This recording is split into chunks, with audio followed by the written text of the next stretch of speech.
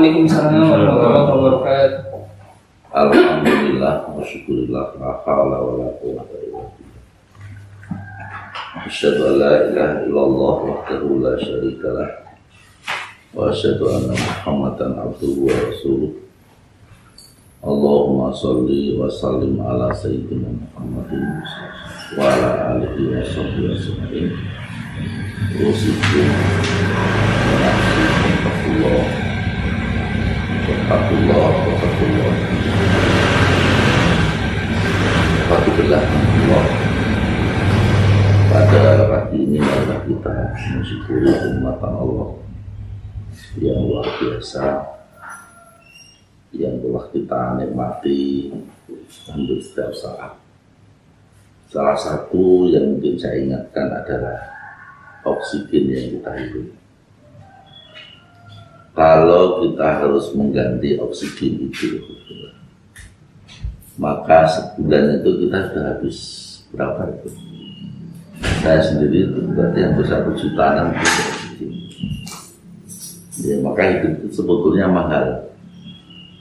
Tapi ada sebagian yang oleh Allah digratiskan, ada sebagian yang harus kita usahakan. Tetapi apapun juga kita harus mensyukuri kenikmatan yang sudah terlimpah kepada kita semua.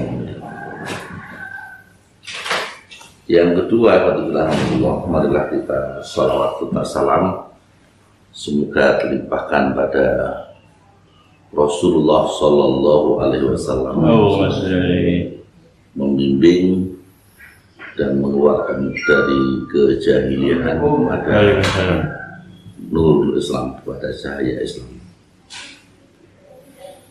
Alhamdulillah, pada kesempatan pagi ini kami akan membahas tentang Perang Khandaq. Perang Khandaq ini terjadi pada tahun ke-5 Hijriah. Mungkin dalam pembahasan Perang Khandaq ini kita akan membagi 2 sesi. Sesi pertama ini kita sampaikan seluruhan Perang Khandaq. Dan yang kedua nanti kita akan mencoba untuk mengambil pelajaran dari Perang Khandaq tersebut. Perang Khandaq alhamdulillah asal muasalnya itu juga berasal dari kebencian orang-orang kafir Quraisy terhadap kaum muslimin. Nah, saat itu sudah benci kayak begitu, lalu diprovokasi oleh orang-orang Yahudi. Orang Yahudi yang datang, ya, dia berusaha agar kaum muslimin itu mau bergerak, mau memusuhi kaum muslimin. Ya, alhamdulillah. Maka orang Yahudi itu tidak hanya cukup kepada kaum musyrikin saja, kaum Quraisy saja, tetapi ada suku-suku lain yang juga dihubungi oleh orang-orang Yahudi tersebut untuk memusuhi kaum muslimin.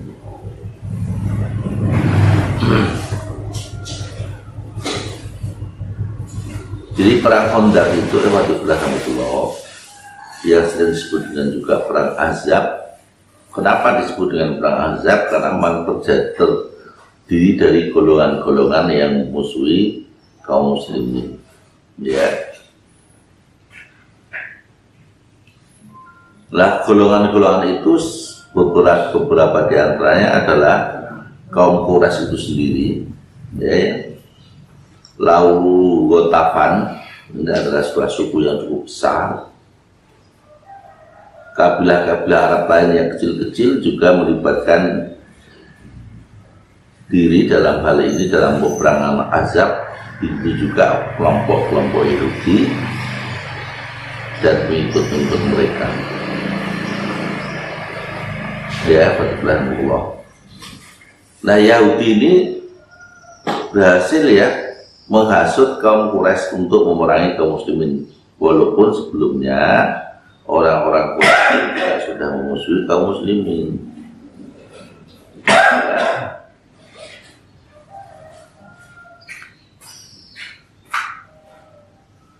orang-orang Quraisy selalu terlibat peperangan melawan kaum muslimin. Mereka memerangi kaum muslimin di Badar, di Uhud, ya, dan seterusnya di beberapa tempat. Mereka selalu menanti kesempatan kaum muslimin, ya, kelemahan-kelemahan kaum muslimin.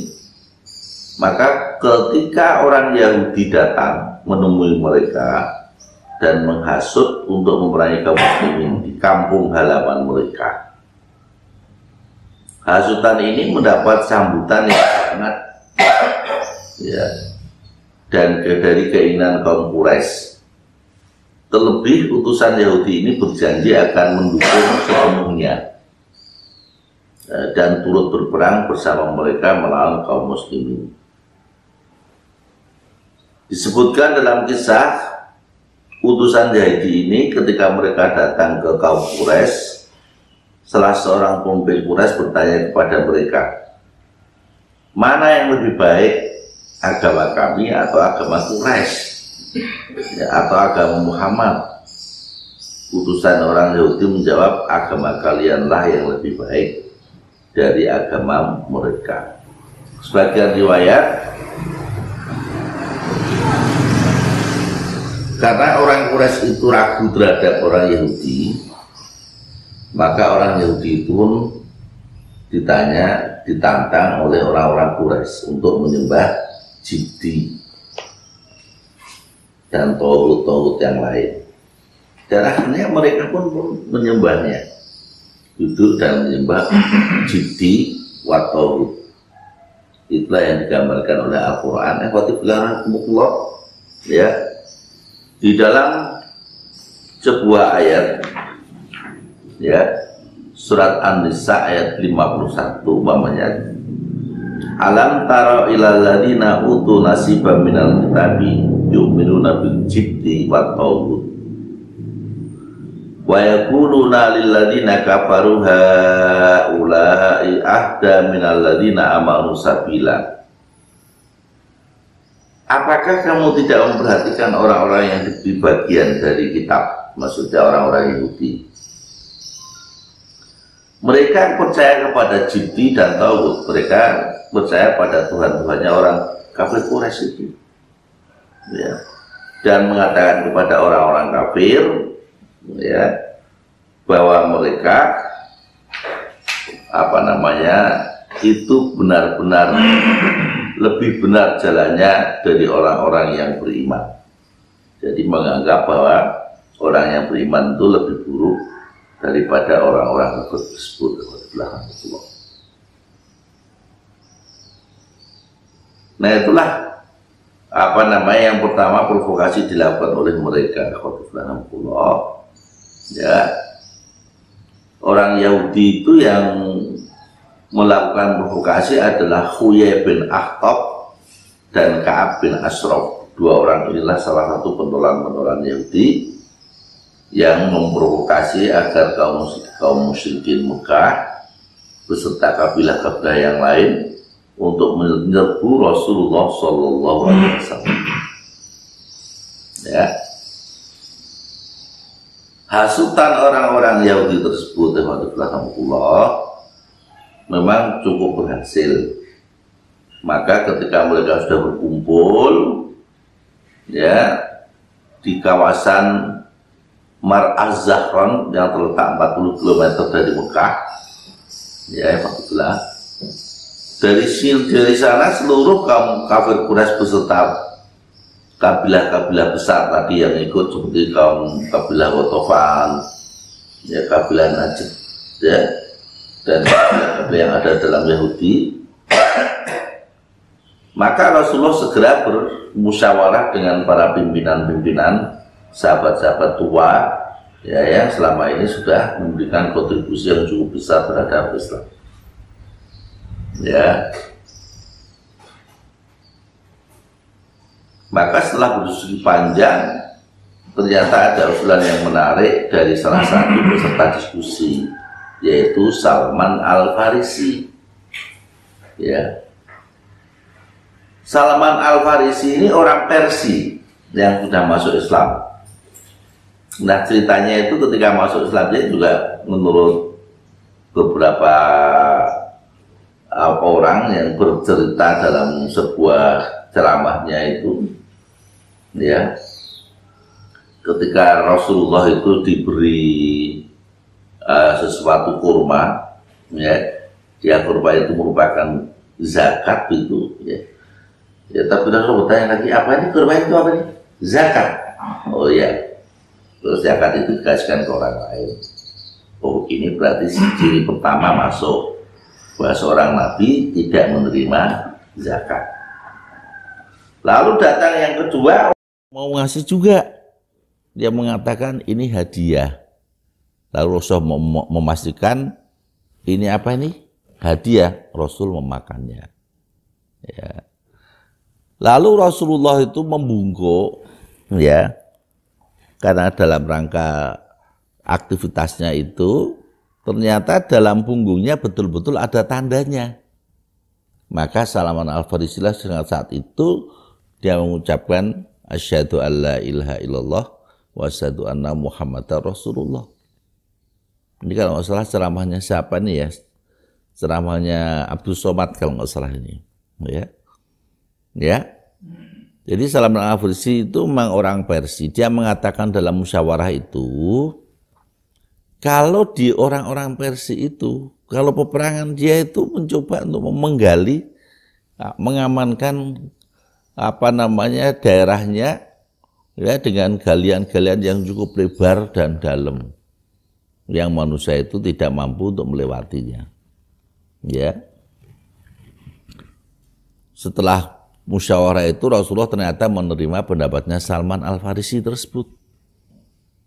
Maka seluruh sahabat-sahabat yang sudah cukup lumayan besar, ya, yang sudah diperintahkan untuk ikut berperang, maka sahabat-sahabat besar itu lalu menggali Madinah, ya, menggali Madinah. Nah, pada peristiwa penggalian itu memang terjadi banyak peristiwa, ya.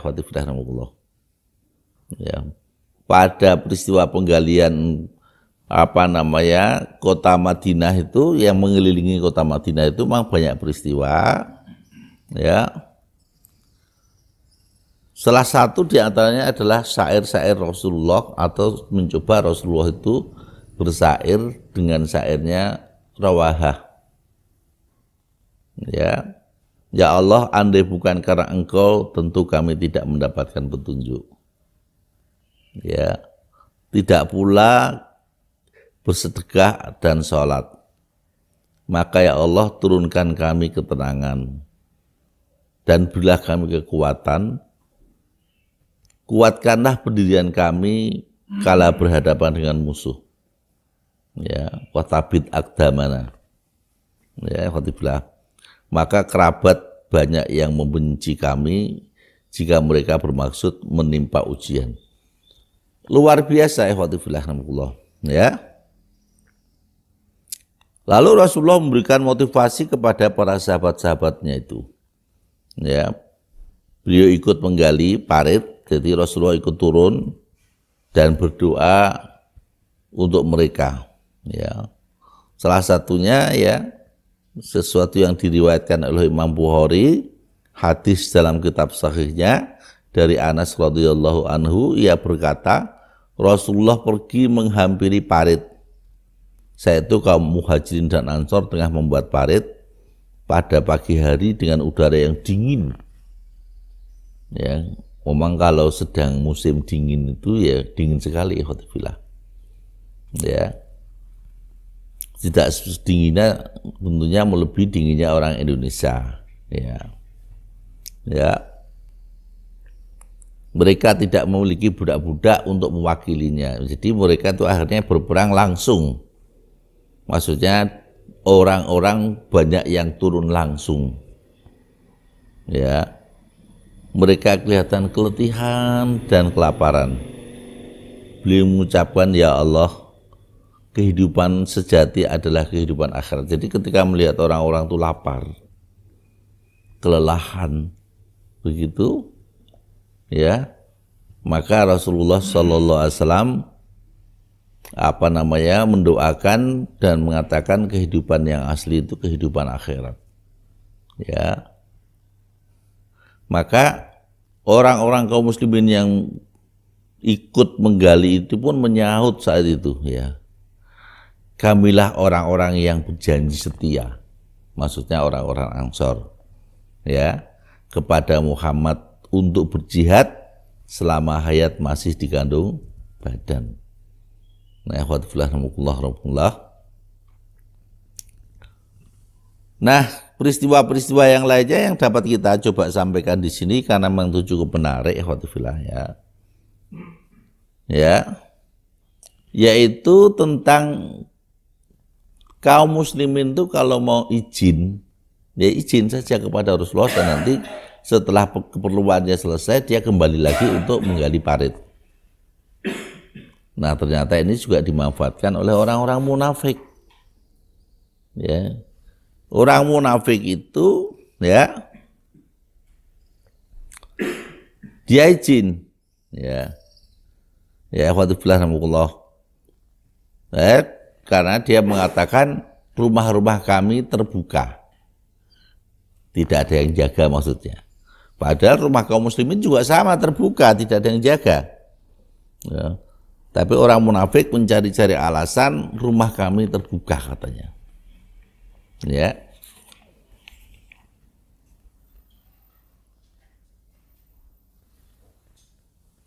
Yang demikian ini adalah salah satu ciri orang-orang munafik yang ingin menghindari tugas berat. Menggali parit itu, ya, cukup berat karena Rasulullah membagi-bagi itu 10 orang, ya, dengan beberapa meter begitu. Ya, setiap 10 orang beberapa meter begitu. Ya. Orang munafik juga berusaha untuk melarikan diri dengan berbagai macam alasan. Dan alasan yang paling sering diungkapkan adalah mengatakan rumah kami terbuka. Ya, yang memudahkan orang-orang lain itu akan menyerang rumah kami. Ya, padahal sama juga rumahnya kaum muslimin juga terbuka karena ditinggal menggali parit itu. Ya, nah, Rasulullah Shallallahu Alaihi Wasallam saat itu ketika para sahabat mengatakan, ya Rasulullah, ini ada batu besar yang kami tidak mampu memecahkannya. Maka akhirnya Rasulullah sendiri yang turun dengan membawa peralatan, ya, apakah itu di situ disebut dengan pacul atau apa gitu, ya. Maka ketika dia memukulkan, dia mengatakan Allahu Akbar, Bismillah. Ketika dia memukulkan Allahu Akbar, ya, dia mengatakan, ya, istana ini akan runtuh. Ya, sampai 3 kali mengatakan itu semuanya, dan betul-betul batu itu menjadi seperti pasir, maksudnya sudah menjadi lunak. Ya, salah satu di antara mukjizat yang diberikan Allah kepada Rasulnya. Ya, akhwatifillah rahmatullah.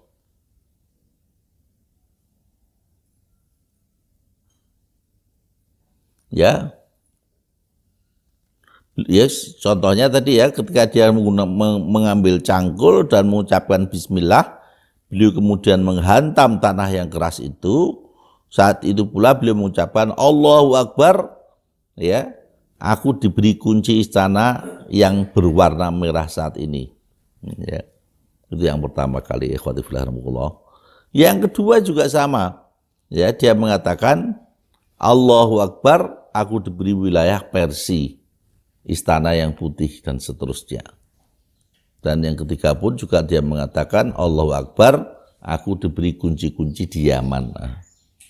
Ya, ada 3 hal itu yang pertama mukjizat Rasulullah yang ditampakkan dalam perang Ahzab. Salah satu di antaranya adalah itu. Dan itu bukan satu-satunya. Ya ikhwatifillah rahimakumullah, ya. Lalu yang kedua, ikhwatifillah, memperbanyak makanan. Nah, inilah yang luar biasa. Ya ikhwatifillah. Disebutkan dalam sebuah hadis Jabir yang diriwayatkan oleh Imam Bukhari terkait kisah penggalian parit. Ya. Saat itu, ikhwatifillah,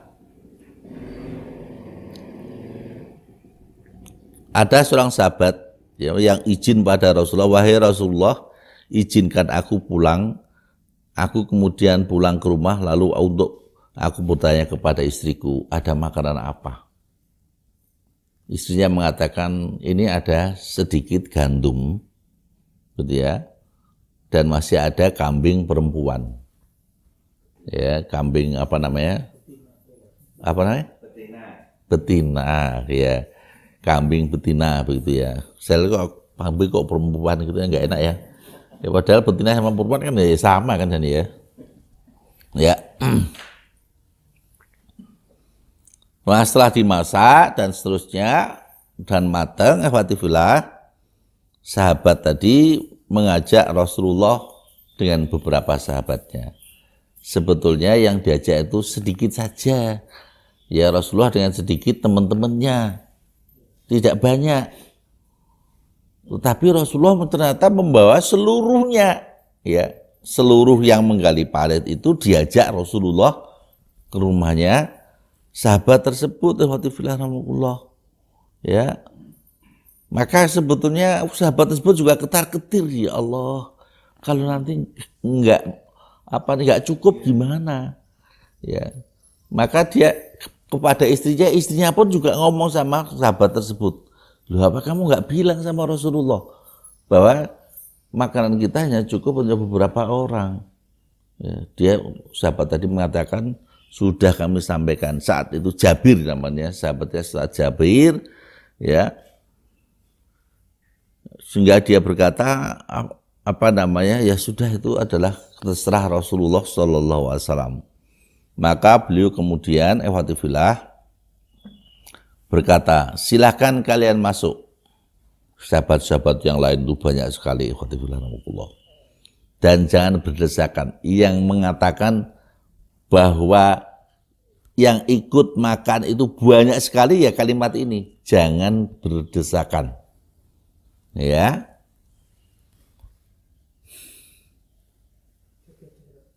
Beliau kemudian membelah adonan roti, beliau menaruh daging di atasnya, menutup gandum dan tunggu saat mengambil isinya. Beliau menyuguhkan makanan kepada sahabat-sahabat beliau itu sampai semuanya kenyang. Kenyang loh semuanya, bukan hanya sekedar makan, semuanya kenyang. Dan Rasulullah berpesan kepada istri Jabir, ini masih ada sisanya, silakan dimakan. Dan kalau kamu masih nggak kuat, sisanya dibagikan kepada tetangga-tetangga itu. Allahu Akbar. Ini mukjizat yang kedua. Ya, orang yang luar biasa itu juga kepada Allah itu dikasih kemukjizatan oleh Allah SWT. Ya, ikhwatifillah. Ya. Lalu yang ketiga, ikhwatifillah rahimakumullah,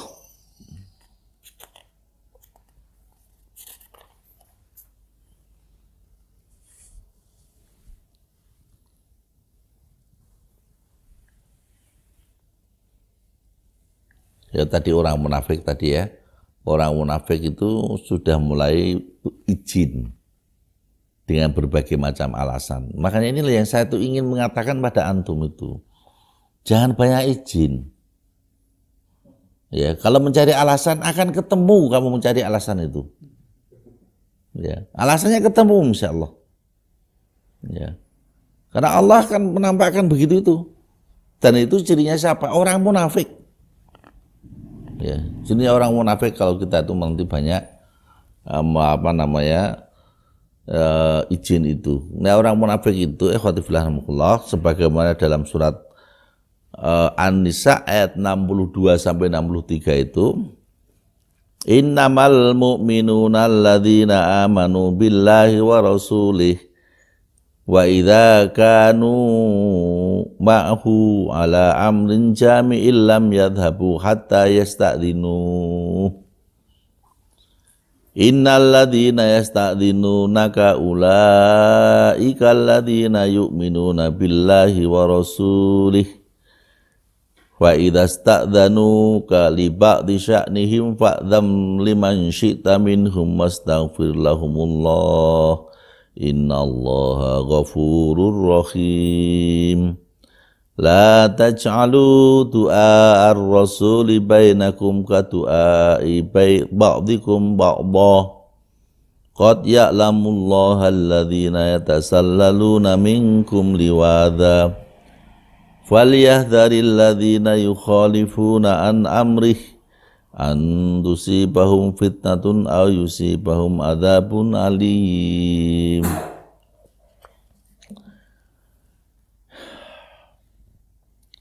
Orang mukmin hanyalah orang-orang yang beriman kepada Allah dan Rasul-Nya.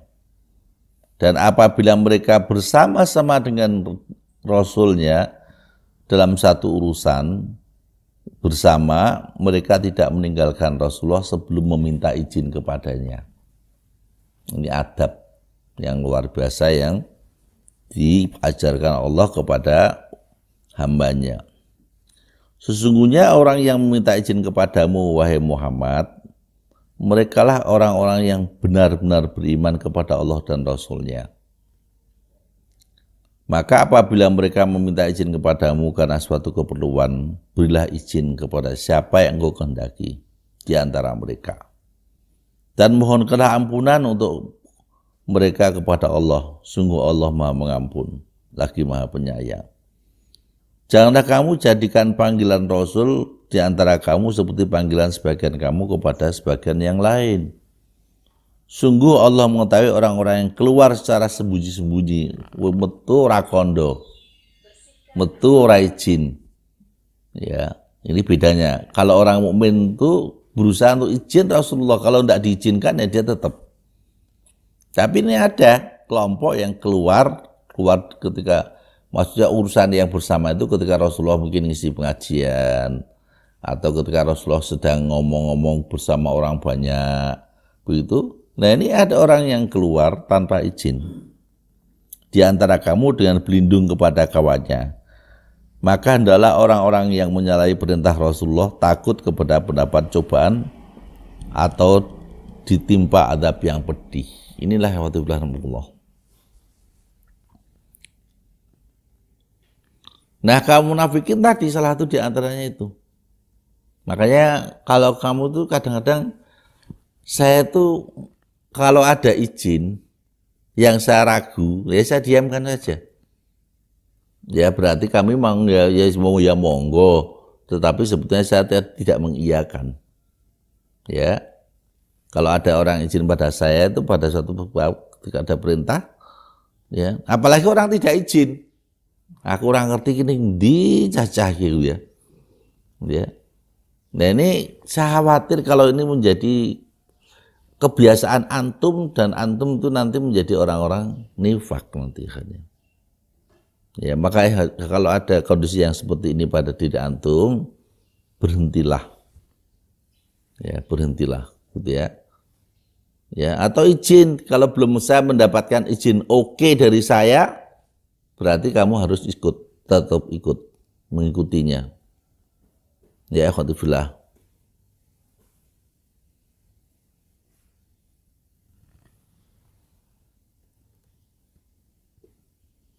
Nah, setelah orang-orang musyrikin itu mengepung, lamanya pengepungan itu, akhwatifillah, ada riwayat yang mengatakan 20 hari. Ada riwayat yang mengatakan 24 hari. Ada riwayat juga yang mengatakan sebulan. Ya memang 24 hari kan hampir sama dengan sebulan. Hanya kurang 6 hari saja kan ya. Yaitu sahabat-sahabat itu pengepungan yang luar biasa.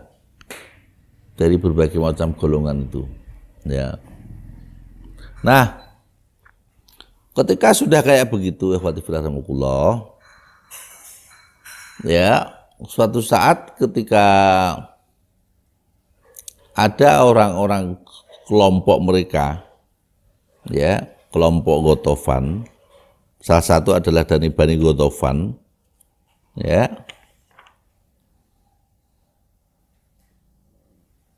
yang bernama siapa? Ada 2 orang, dia masuk Islam, ya, dia masuk Islam tapi belum diketahui oleh umatnya, belum diketahui oleh pengikut-pengikutnya.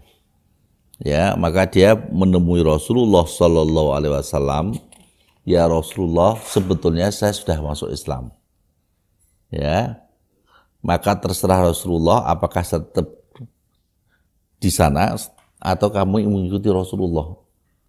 Ya, maka Rasulullah saat itu lalu berpesan kepada beliau, ya, agar kamu kembali ke kaummu dan membuat pasukan itu terpecah belah. Salah satu sahabat itu namanya Nu'aim, ya, sahabat Nu'aim. Maka saya dulu tuh ketika membaca sejarah ini, saya tuh betul-betul suka pada Nu'aim itu, ya. Karena dia tuh berada di kelompok orang-orang kafir Quraisy, dia termasuk Bani Ghatafan, dalam peperangan mengepung Rasul, tapi dia mengikuti jejak Rasulullah Shallallahu Alaihi Wasallam.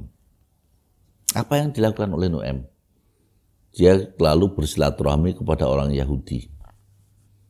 Ya, dia mengatakan, wahai orang Yahudi, ya, besar kecintaan kami kepada kamu, karena Rasulullah saat itu berpesan pada Nu'aim, ya, yang namanya perang itu adalah tipu daya. Peperangan itu tipu daya. Maka lalu Nu'aim berangkat ke Yahudi mengatakan semacam itu.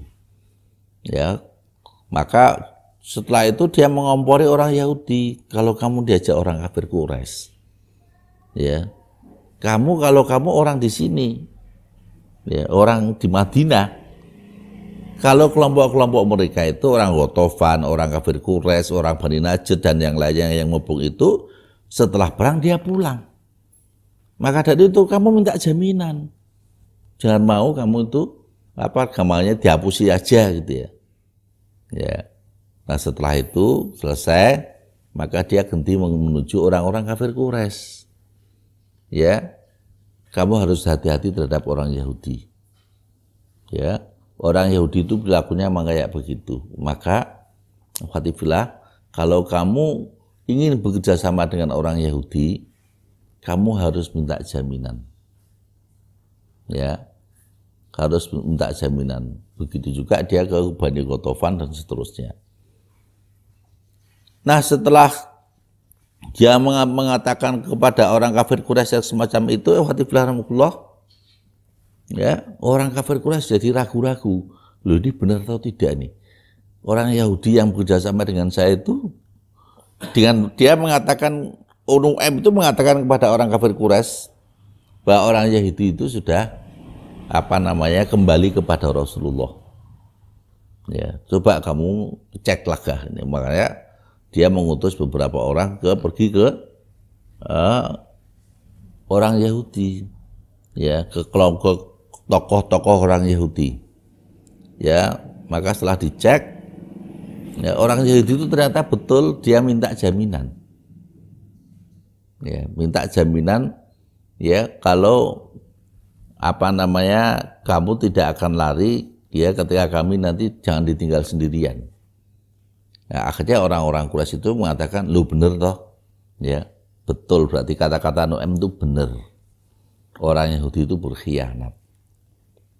Nah, saat itu, ya, malam yang sangat dingin sekali terjadi badai yang luar biasa. Ya, badai, ya, kalau kita tahu badai kalau di Arab Saudi itu luar biasa betul, walaupun saya tidak pernah mengalaminya. Tapi yang namanya badai itu di sana memorat-maratkan sehingga tidak ada tenda yang berdiri ya, dan tungku perapian itu semuanya roboh, mati gitu ya. Nah, sehingga Abu Sufyan saat itu mengatakan, wahai teman-teman, ya, untuk memastikan agar bahwa tidak ada penyusup yang masuk ke kalangan orang Quraisy saat itu, dia mengatakan, tolong perhatikan samping kiri dan samping kanan antum. Maka saat itu Hudzaifah, ya, yang telah diutus Rasulullah SAW pergi, ya, ke kaum Quraisy, ya, sebagai utusan. Dia sendirian saat itu, malam yang gelap, dinginnya luar biasa, tapi dia mengaku, saat itu saya tuh seperti mandi air hangat. Ya, di saat di luar itu dinginnya kayak begitu, dia merasa seperti hangatnya yang luar biasa. Setelah sampai di dekat Abu Sufyan, ya, dia mau megang busurnya, tapi ingat pada pesan Rasulullah. Jangan berbuat apa-apa yang menjadikan dia itu kaget, gitu ya. Ya, maka setelah itu, setelah terjadi badai, maka saat itu ketika Abu Sufyan semacam itu, maka sebelum Abu Sufyan, sebelum Hudzaifah itu ditanya oleh orang yang di sampingnya, siapa kamu? Maka Hudzaifah mengatakan, bertanya lebih dulu, siapa kamu? Siapa kamu? Ya, yang menjadikan Hudzaifah tidak sempat ditanya. Ya, betul. Nah, ketika pengutusan Hudzaifah itu yang luar biasa, ya, saat itu Rasulullah SAW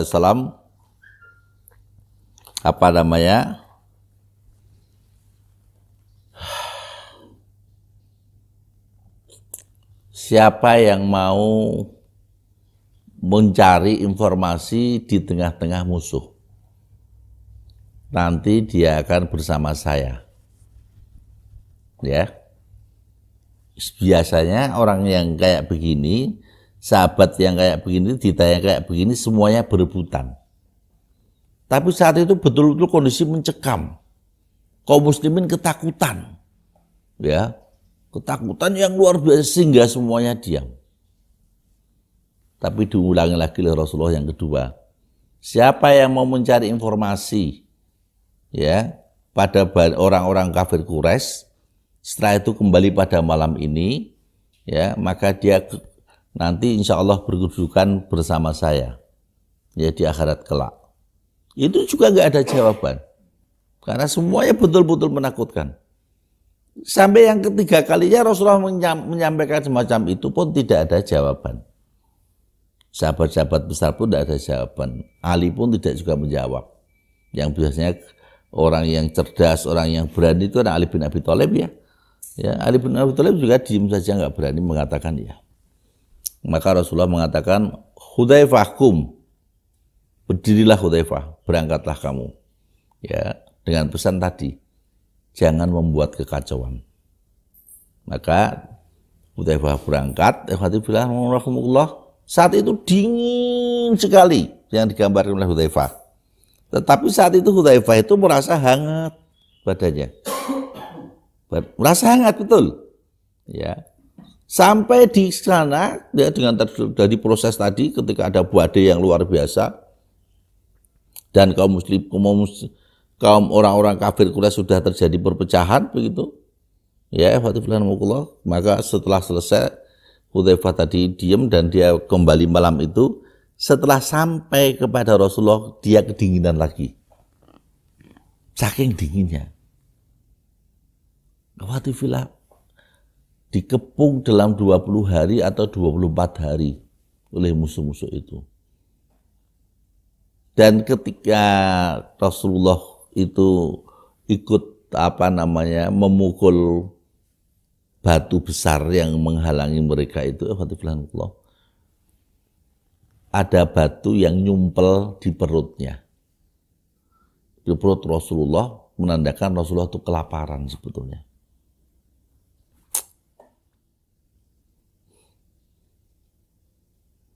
Itulah Rasulullah itu ketika ingin menegakkan Islam, ya, dengan langkah-langkah yang luar biasa. Yaitu tadi Hudzaifah radhiyallahu ya. Nah, setelah itu ada peristiwa juga Bani Quraidah itu di belakang Rasulullah. Ya, Rasulullah di depan begitu, Bani Quraidah itu agak di bukit di belakang kaum muslimin. Selama ini Bani Quraidah itu sudah melakukan perjanjian dengan Rasulullah. Ya, ternyata perjanjian itu dirusak oleh Bani Quraidah. Ya. Dan seterusnya. Maka saat itu ketika Bani Quraidah itu berusaha untuk mengancam Rasulullah, yang saat itu berkumpullah kaum muslimin, orang-orang yang tidak bisa berperang, yaitu orang-orang tua, wanita, dan anak-anak itu dikumpulkan dalam sebuah ya. Nah, karena kondisi yang terpaksa itu membuat wanita ya, Sofiyah, yang namanya Sofiyah radhiyallahu membunuh orang Yahudi Bani Quraidah itu. Ya, radhiyallahu ya. Nah, bisa dibayangkan radhiyallahu saat itu Rasulullah kondisi menghadapi depan yang kayak begitu, ya di belakangnya berkhianat. Ya. Maka Rasulullah tidak begitu percaya saja kepada informasi itu. Maka dia mengutus beberapa sahabatnya, tolong ke sana. Ya, nanti kalau memang dia benar-benar berkhianat, berilah isyarat pada kami. Ya, jangan berteriak-teriak, jangan membuat kaum muslimin guncang. Ini aspek psikologis sudah diperhatikan zaman itu. Ya, Rasulullah mengatakan begitu. Tetapi kalau ternyata orang Yahudi itu masih tetap perjanjian dengan kami, ya ikhwatifillah, maka beritahu kami dengan teriak-teriak yang luar biasa. Ya, disinilah Rasulullah bermain psikologi. Ya, ikhwatifillah.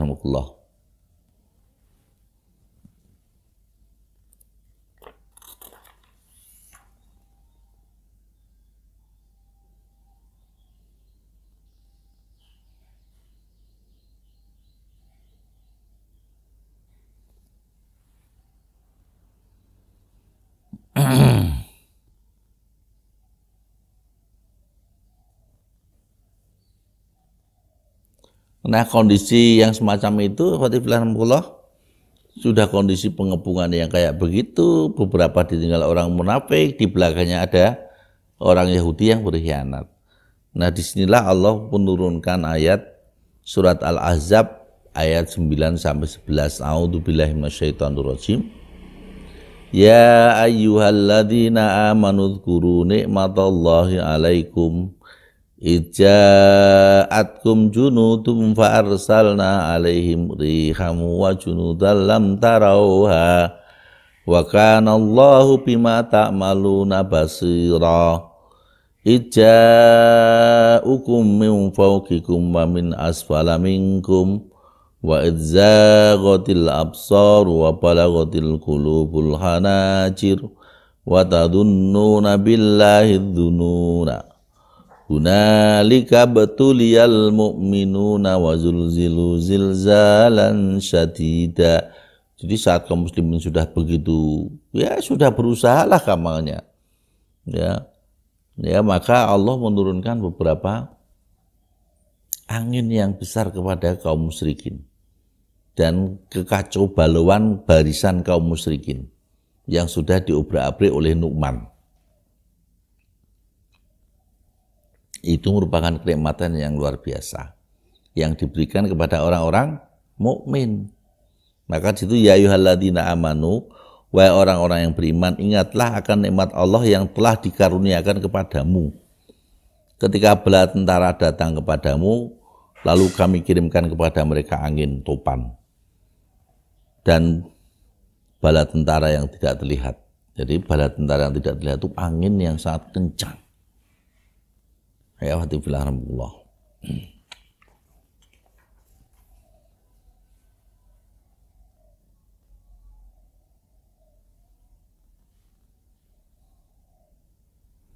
Nah akhirnya setelah itu orang-orang kafir Quraisy itu pulang karena Abu Sufyan yang saat gelap gulita dengan badai yang luar biasa itu sampai melompati beberapa orang untuk bisa naik ontanya, ya maka dia pergi pulang. Ya.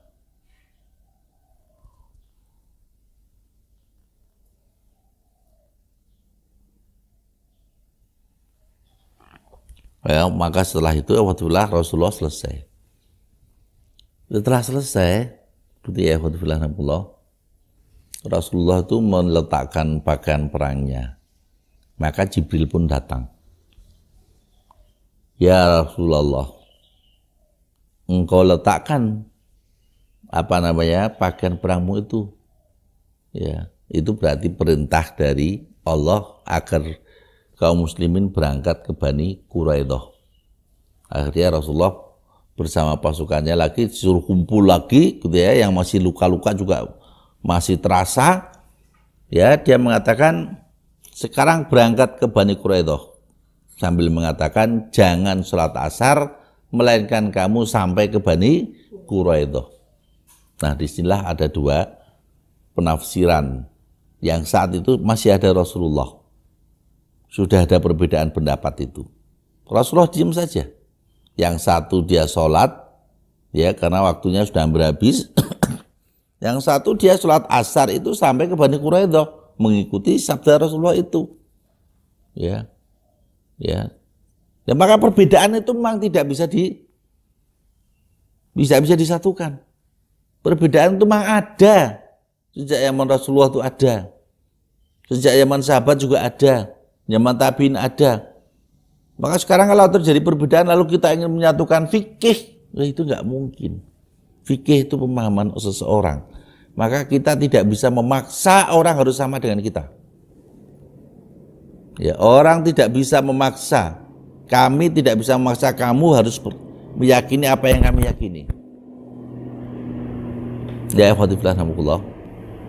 Nah, saat itu maka terjadi pembantaian, maksudnya orang-orang Yahudi dibunuh semua, yang laki-laki, orang Bani Quraidah itu. Ya, yang tinggal hanya beberapa perempuan dan anak-anak, dan itu menjadi tawanan. Nah, saat itu Rasulullah mengatakan sekarang kita yang akan mengejar mereka, bukan mereka yang mengejar kita.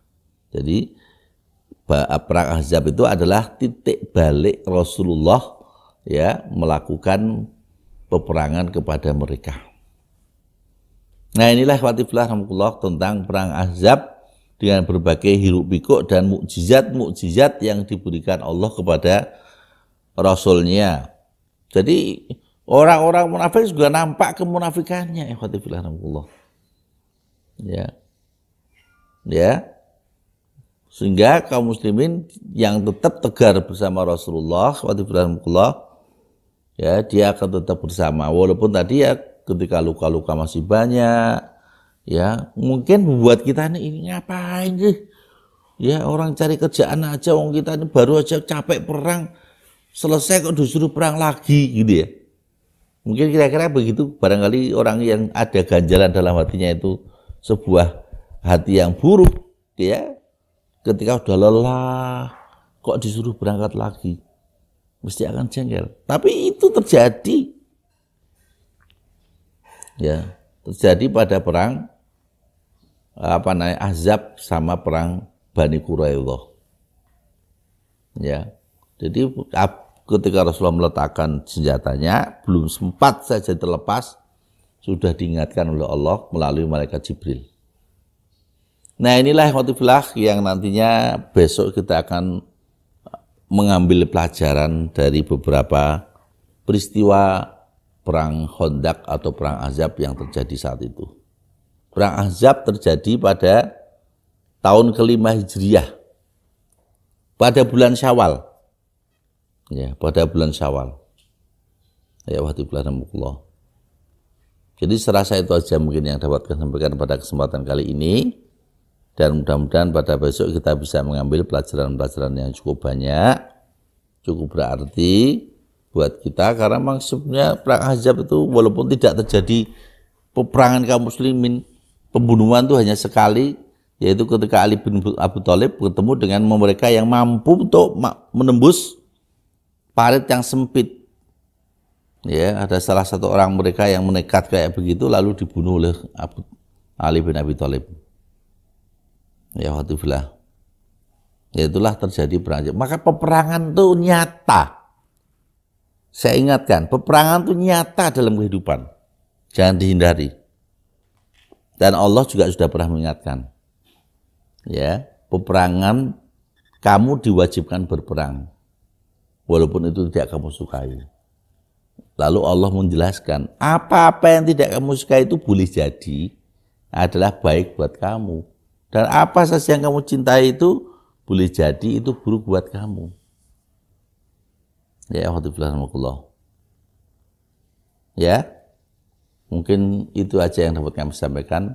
Ya, marilah kita akhiri. Alhamdulillah, pertemuan kita pada kesempatan kali ini dengan doa kafaratul majlis. Subhanakallahumma wa bihamdika asyhadu an la ilaha illa anta astaghfiruka wa atubu ilaik. Astagfirullahaladzim.